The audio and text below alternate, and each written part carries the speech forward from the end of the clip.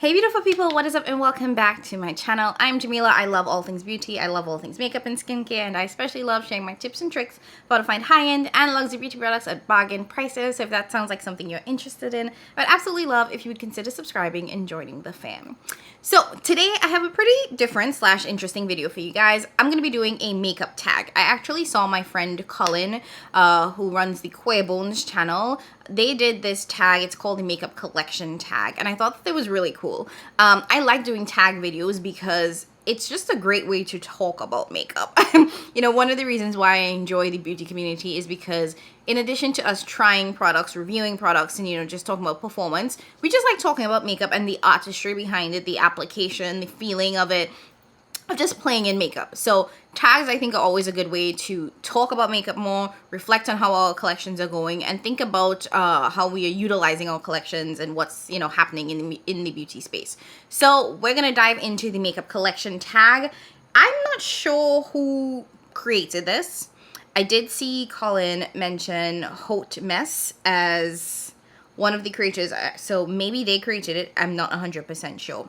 But if I do find them, I'll include it in the description box. I'll also make sure to include the questions in the description box as well. So if you want to follow along, if you want to do the tag for yourself, go for it, boo. You know, the more conversation we have, the better, in my opinion. So without further ado and without further rambling, let's go ahead and dive into the makeup collection tag. Okay, so the first question is, how long have you been collecting makeup? And I'm looking at my iPad because I have the questions on there. So I will say that I started collecting makeup probably in like the 2019, 2018 era, but my real collection exploded in 2020. Now, I had always really enjoyed makeup. Well, okay, not always. When I really got into makeup, I really started enjoying it very, very heavily. But makeup was always something that I didn't dive into collecting because it's expensive, right? And when I started wearing makeup, I realized I was the person that was going into the Sephoras and going into the Ultas and buying makeup there. And you know, if you buy makeup at Sephora and Ulta, unless it's during sale, it's expensive. So I wasn't really collecting makeup at that point.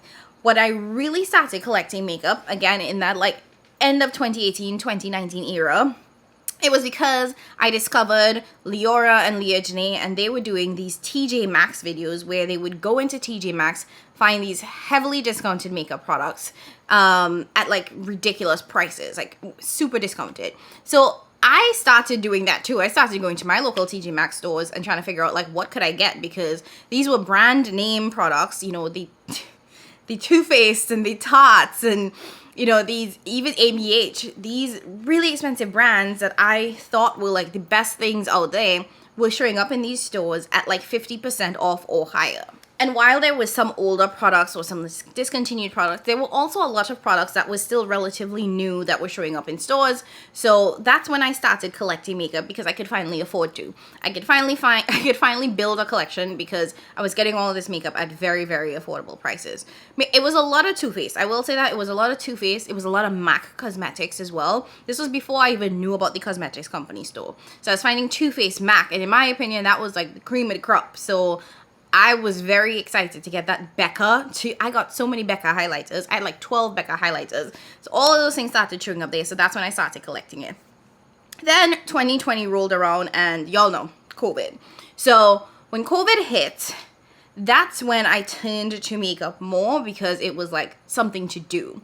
And that's when I discovered Pat McGrath and the Natasha Denonas. And that's when my collection went from, like, you know, what I found at TJ Maxx to just exploding. Because once I discovered Pat McGrath and Natasha Denona, it was a gateway to indie makeup. And I was like, oh, I thought Too Faced was it. It was not. It was not, baby. And one thing about the 2020 era is I was fortunate enough that I did not lose my job during that time. I was still employed during the pandemic, and I was now working from home. So in a lot of ways, I had disposable income, if you want to call it that, in terms of I was no longer spending money on commuting to and from work. So I had more money to spend. And I was also like not going anywhere. I wasn't going out to brunch. I wasn't going out to dinner. Like there was nothing for us to do. So with the extra income that I had, I started putting it into makeup. And quite frankly, my collection blew up then too, because Brands were also doing a lot more sales at that time because with people not going outside and having nothing to do, no one was buying makeup. So I think, we all saw makeup sales explode. It went from like just the VIB and the 21 days of beauty sale to every brand every other day doing 20, 30, 40, 50% off sales, which for me, I was like, say what now?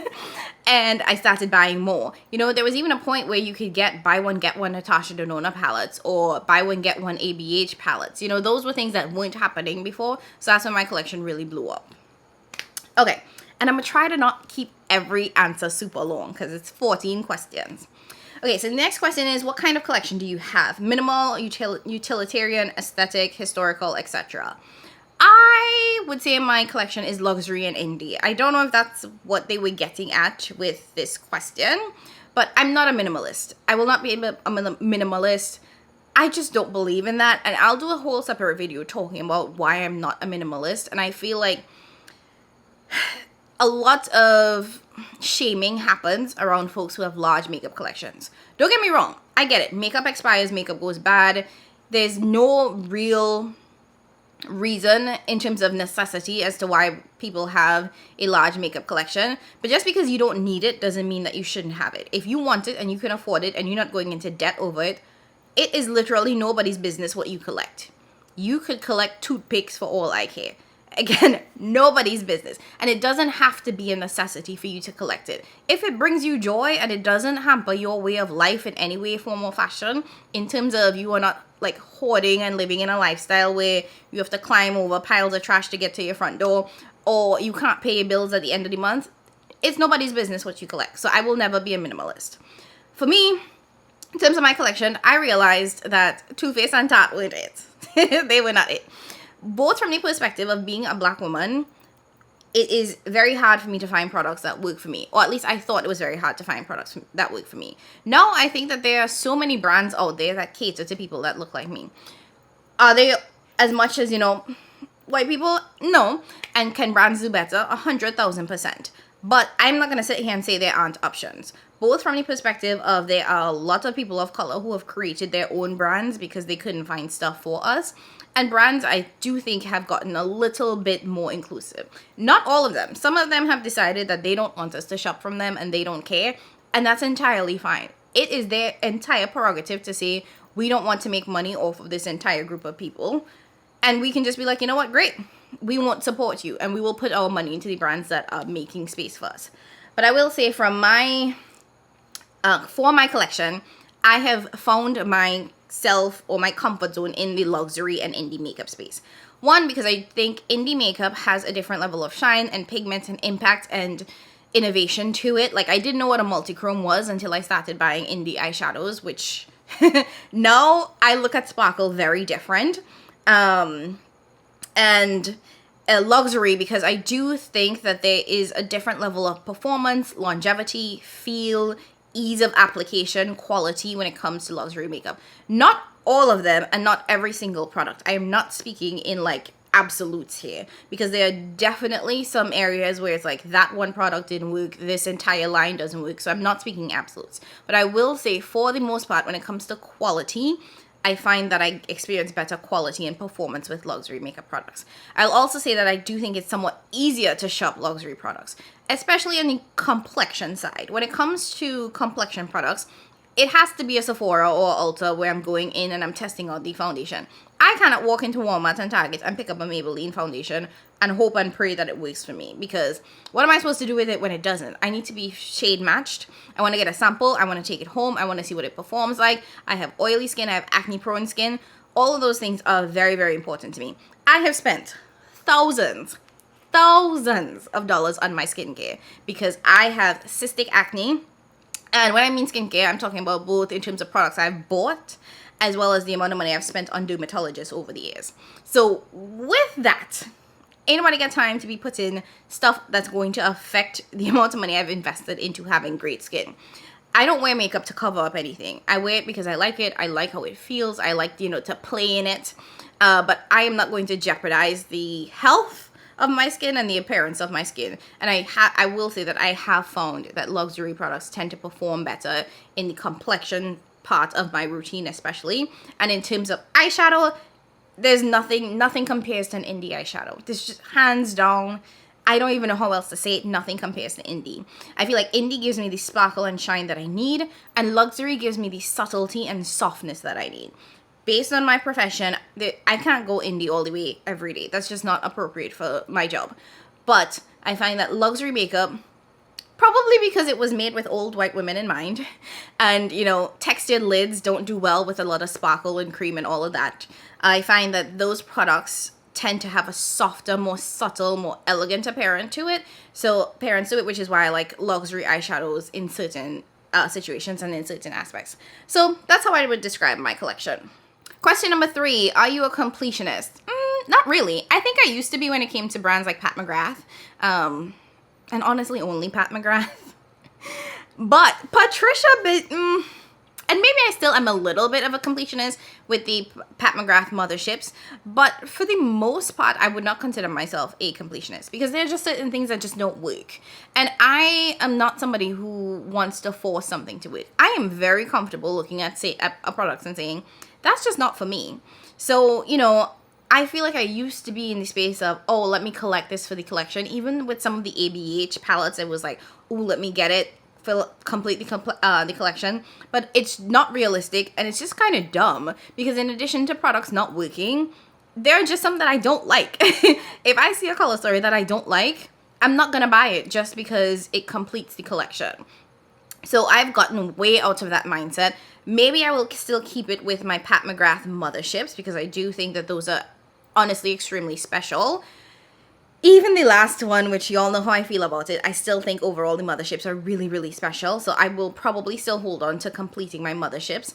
And I think that that is feasible because the motherships release once a year.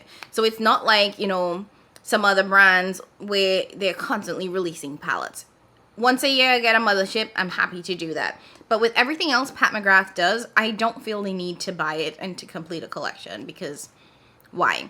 And there's no other brand that I hold that daily to other than Pat McGrath and maybe Blend Bunny. I do have a very special place in my heart for Blend Bunny, and I think that they do an amazing job with their products, but I also recognize when things aren't for me. Like the Forget Me Not palette, I think it's an excellent concept for a makeup artist. I just don't think it's great for a regular, smegular consumer like myself. And if I did not receive PR, I probably wouldn't have purchased it because the pan sizes are too large. I will never finish it. And again, I don't know how to use it very well just for myself, and I'm not a makeup artist. So something I take into consideration when buying palettes. And quite frankly, I don't have enough room to be a completionist. I live in a 1-bedroom apartment, and even though it's me, myself, and I don't have enough space to just keep stacking things. And I try my best to declutter products as soon as they're no longer functional for me. Whether it be me giving it away to somebody that I know will get more use out of it or putting it on my Macari. So I have zero intentions of like filling up my space completely with beauty products. I am trying to. My goal is whatever storage I have right now, that's it. Because there was a point in 2020 and 2021, as my collection was growing, I was buying more storage to accommodate my collection. I just kept like buying more, you know, things to put it in. And I can't do that no more. I have nowhere to put these things. So it really does come down to a physicality. Like, you know, my physical space just kind of accommodate much more. So when I feel like I have nowhere else to store things, that's when I'm like, oh, let me start going through and getting rid of these products because where am I going to put it? Okay, so question number 4, how do you store or organize your collection? That is a great question, and it flows nicely into the last one. So I have an Alex and Annie setup. I have one of the 6 drawers, and I'm sitting at my desk right now. So I have one of these 6 drawers. I do have a video where I'm unpacking my makeup from my move, so you might be able to see my setup very nicely there. And then I have a set of drawers underneath the Alex and Annie. Give me Alex and Annie. Is it Alex and Annie? No. Alex. Alex and Annie is the bracelet. So I have an Alex drawer setup. So I have one of the short 6 drawer stacks. And that's it. So one Alex setup with these small 6 drawer stacks. And then underneath the desk, I have 3 stacks of this sort of basket storage system that I got from TJ Maxx. And I'll show you guys it. So each stack has 4 or 3 baskets. So I have one that has 4, one that has 3. And these are the size of the baskets. So this is where I store my makeup, underneath the desk as well. So with that, I have 4 2s are 8, 10, 11. So there's 11 of these baskets underneath this desk storing makeup.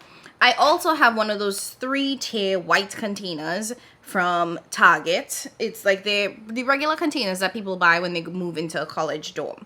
Now, I use that primarily to store the products that I getting rid of and decluttering. So anything that's going to get decluttered gets put into that. I also do tend to store some new products that have just come in that I'm waiting to try in that as well. And some backups of some backups. So I have like extra brushes and stuff in there. So I store my makeup there. Then I have a rolling cart that I picked up at Aldi's. Don't sleep on Aldi's. You find some of the weirdest, most random, necessary things at Aldi's. And that has 2, 4, 6 drawers. It's actually 12 because it's 2 sides, 6 drawers. And I will insert video so you guys can see this because I know I'm describing it weird. And half of that, so 6 of them actually store makeup in. So it stores, some of my backup foundations, powders, setting sprays, and it stores my larger palettes because they don't fit in the Alex drawer setup. And then finally, I have a set of like these very small storage containers that come with 3, 6, 9. So each one has 9 slots in it, and I use that to store like my mascaras, my liners, and some backup products, really, mainly my travel size products. So it does have some skincare as well, but I do store like my small or travel sized makeup products in there. I have some of my Natasha Denona 5-pan palettes in there, some old Marc Jacobs palettes, my Charlotte Tilbury palettes in there, including the quads and the long palettes. My Dose of Colors palettes are in there. I'm looking at it all here too. So I will insert, some clips so you guys can see what that looks like. But it's a bit of a hodgepodge. It's not the most aesthetic. I will 100% admit that. But it fits the space. Like I said, this is my bedroom. It's 1 bedroom. My makeup setup is in here. I film in here, everything. So I had to find things that would fit the room, not overwhelm the room, because I don't have a beauty room. I don't think I want a beauty room, to be quite honest, because then that just gives me an excuse to buy more products because I have more space to fill it up. So, maybe one day when I have a bigger space, I might be able to have a room that I can double as both a beauty room and an office, because I also work from home. But as of right now, we're making it work, and it's a hodgepodge, but it works fine, and it doesn't look too crazy in my eyes, which is all that really matters, right? Okay, so that's how I store my makeup.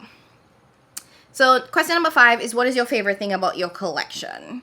I'm not sure. I feel like I don't think I have a favorite thing about my collection. I probably will say my Pat McGrath palettes mean a lot to me.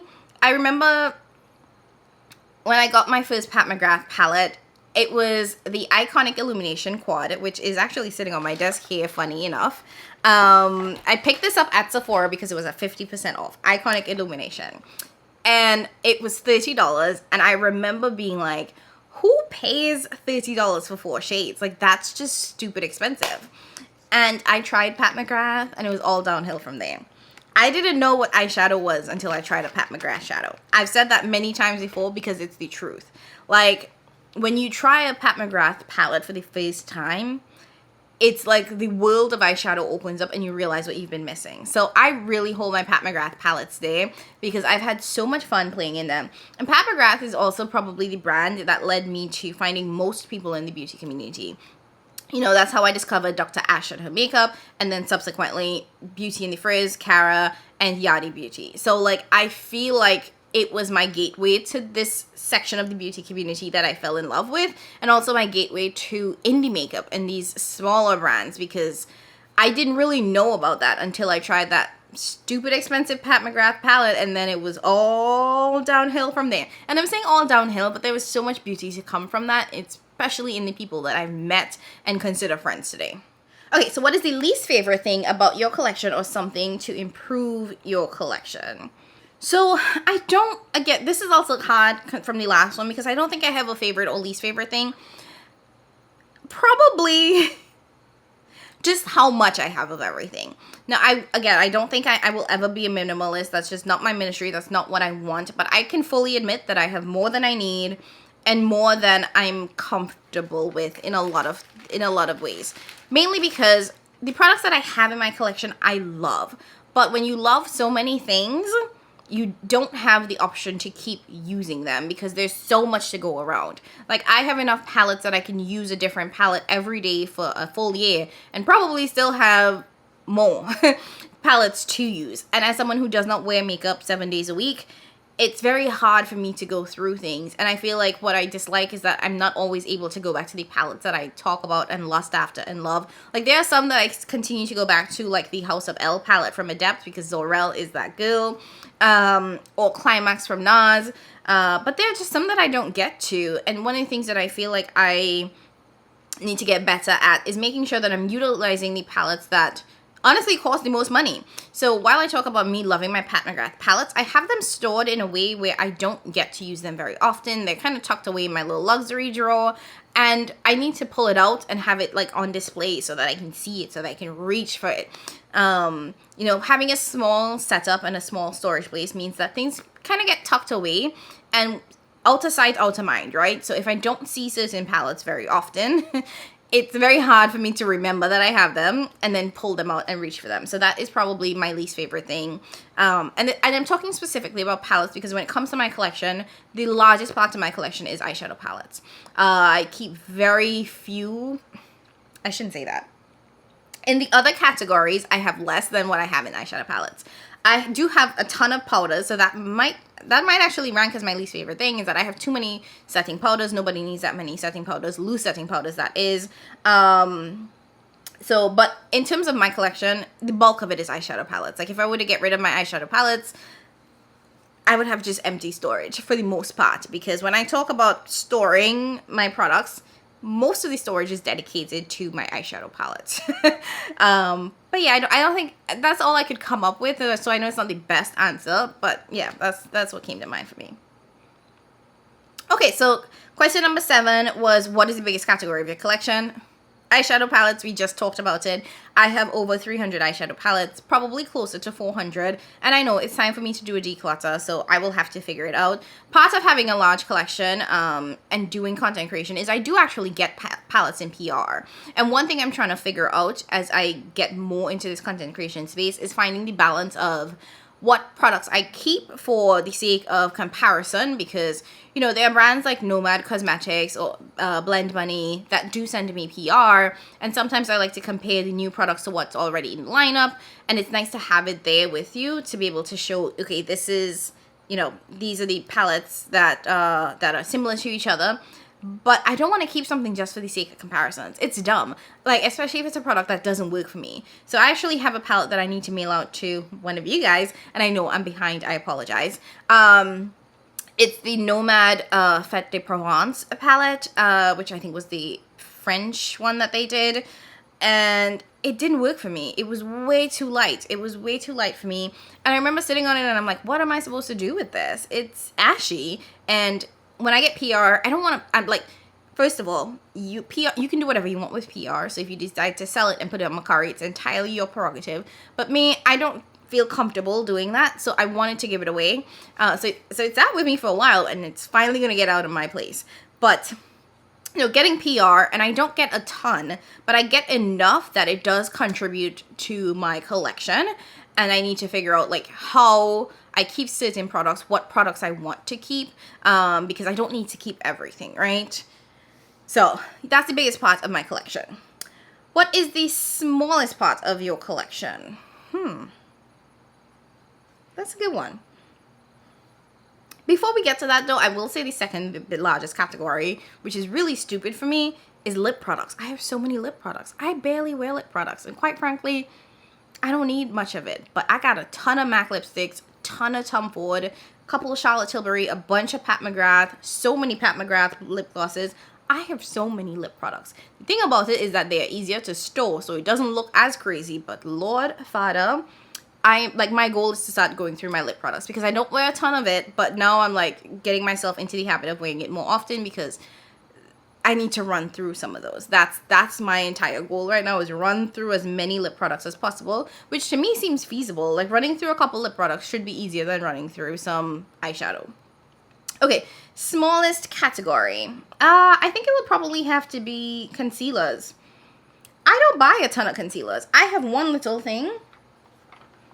This is it. These are all the concealers that I have. Which this might be 10, if so much. 2, 4, 5, 6, 7, 8, 9, 10, 11. 11, that's it. I don't have a huge concealer collection. I think that's the smallest. I have a ton of powders, way too many powders, also too many foundations. I think I collected a lot of them during going to like the cosmetics company store. So I have a couple of Tom Ford ones that I have.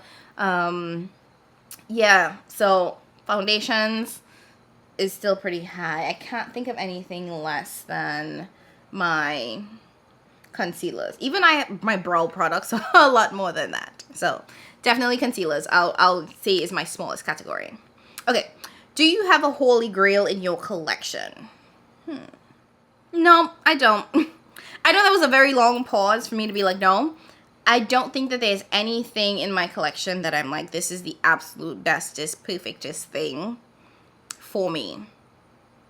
I can't say that about any foundation. I can't say that about anything. I will say though, the old Lancome Teint Idole foundation formula, chef's kiss. I still haven't tried the new one, but I am praying that it is similar, the exact same in terms of performance, because Jesus, that one's good. But there's absolutely nothing in my collection that I think is holy grail that I absolutely cannot live without, or I can't replace with another product. So question number 10, do you ever wish your collection was bigger, smaller, or is it complete? I wouldn't say my collection is complete, and that is because beauty is continuously changing. There are products continuing to be released, and while I think it's very, very hard to be innovative now, in terms of like every color story has been done. We have the multi-chromes, we have the duochromes, we have the liquids, we have the creams, we have the pomades. I don't know what else there is, but I think better minds than me will come up with something new and exciting and innovative. So I wouldn't say it's complete, because I think that things are always going to be moving in and out of my collection. Do I wish that it was smaller sometimes? Yeah. I have a lot. I can fully admit that. But it is what it is. I wouldn't say that I wish it was bigger. Definitely not. I don't want it to be bigger. And if it could stay at this size where when something comes in, something else goes out, that would be great. But I as of right now, I'm content with the goal of getting rid of a couple more things over the next couple months. Which is great, because the question number 11 is, how often do you declutter makeup in your collection? As necessary. I started this thing, I would say at the beginning of the year, where I was like, I'm not waiting till the middle of the year or the end of the year to do a large declutter. That doesn't work for me. I need to get things out of my space as soon as I've decided that they are no longer functional for me. So as soon as I think something doesn't work for me, it's gotta go. And I've done this in the past where, like, if I use an eyeshadow palette and I'm like, this ain't it, I know I'm never gonna reach for this again, this is just not gonna work for me, I put it on my Macari almost immediately. Now, when it comes to older palettes, I do have to go back and remind myself to declutter it, because I might like the product, keep it in my collection, and then forget about it and never use it again, and then find it like a couple months later. So I do try to intentionally build in like quarterly, like let me go into my collection and do a deep dive and see, do I really, really want to keep this? So I try to do that quarterly, but for the most part, if I know something is not going to work for me, I immediately declutter it. I don't think that I'm the right person. Like, I'm not somebody that's going to do declutter videos. That's just not me.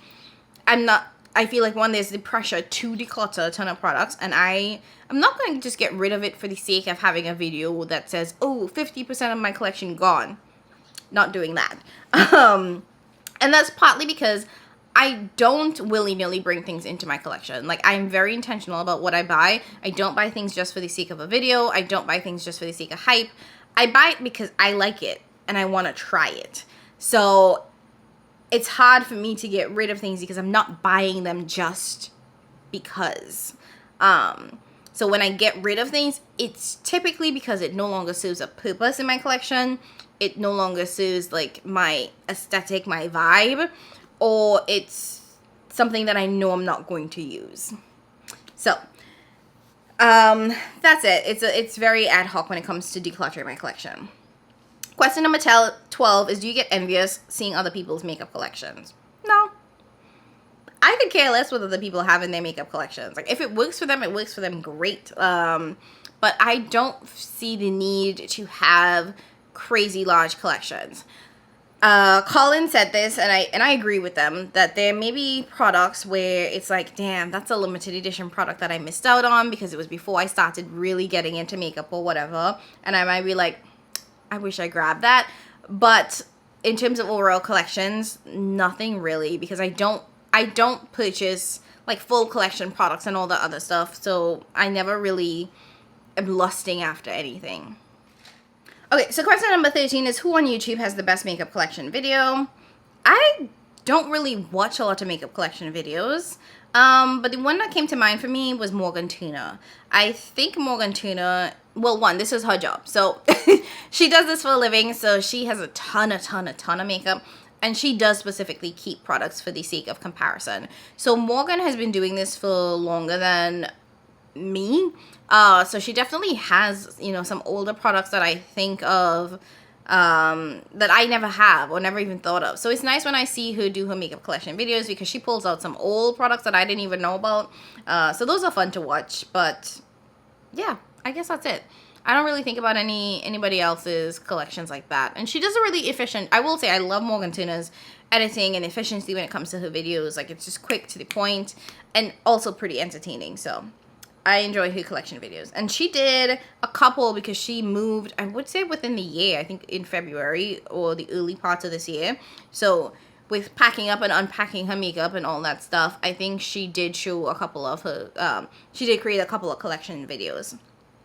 And she also has, I think, collection videos by brands too. So that, I think, is really interesting as well. Because, like, if you like a certain brand, it's nice to see everything that the brand has produced. So she has a huge Pat McGrath collection from, like, in the way back when Patricia was getting started. You know, full Natasha Denona collection, full Vizia collection, Charlotte Tilbury.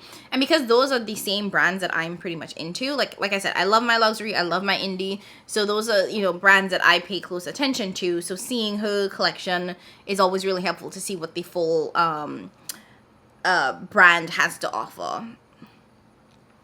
Okay, so the final question is, what's some advice you'd give to a future makeup collector?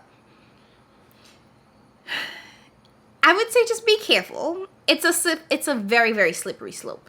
And it's a slippery slope because, you know, we are at a point where you can very easily collect some of these high-end and luxury products on sale at a huge discount. Like I said, you know, getting into makeup at the beginning, I had to be very choosy and very selective with my palettes because everything was so expensive. And not just palettes, with all of my products. Because makeup was so expensive, I had to be very selective with what I brought into my collection because I just didn't have it like that. And now that there are so many sales, I feel like it's very easy to get caught up in buying everything because it's on sale and you can get it at a cheap price. But just because it's on sale doesn't mean that you have to buy it. And not everything is going to be great. Not everything is going to serve a purpose in your collection. And I think it's really important when you are collecting makeup to think about the purpose of it. I'm not saying that everything you bring into your collection has to serve a purpose in terms of you're going to wear it. Like, if you want to buy it just for the packaging, that's completely fine too. If you want to buy it just for swatching, that's completely fine too. But be careful because like I said, it's a slippery slope. You can easily get caught in, one, becoming a completionist, thinking you have to purchase everything from one specific brand, and that just may not be feasible economically, space-wise, fine. You know, in any way, it just may not be feasible or smart. So I would say be careful, track your purchases. And I mean that, like, literally on a monthly basis. You don't have to share it with anybody. Just track your purchases because, trust me, a little $15 there and a $25 there and a $50 there can add up very, very, very, very, very quickly. And if you really are truly interested in you know, becoming a collector, make sure it's on sale. At the bare minimum, don't pay full price for anything, because you know that is just not the wave. And trust me, everything goes on sale. Every single thing goes on sale at one point or the other. So just, that's it. Be careful. Don't go into debt over this. Make smart decisions, and don't let the judgments or thoughts of other people impact your decisions. I know that this is a lot of advice. So I hit you with a couple different pieces, and I really mean that about don't let other people's judgments impact your decision. If you want to collect it and it's not going to impact your life negatively, collect your makeup, baby. Don't let nobody and their decision bother you. If they ain't paying your bills, they don't get a say. They don't get a say. They don't get a say. Unless they're feeding, financing, or beeping you. You know what the beeping is. The 3 Fs. They don't get a say. So just, live your life in what truly makes you happy. All right, that is it for today's video. I hope you guys enjoyed it. I would love to hear your thoughts on, makeup collections and being a makeup collector if you are. So if you want to answer the questions, of course, it's going to be down below. I'm so glad that I saw Colin do this. Make sure you go and check out their video if you want to hear their thoughts on their collection as well.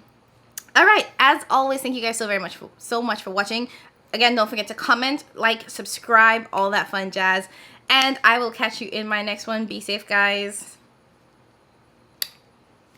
Bye.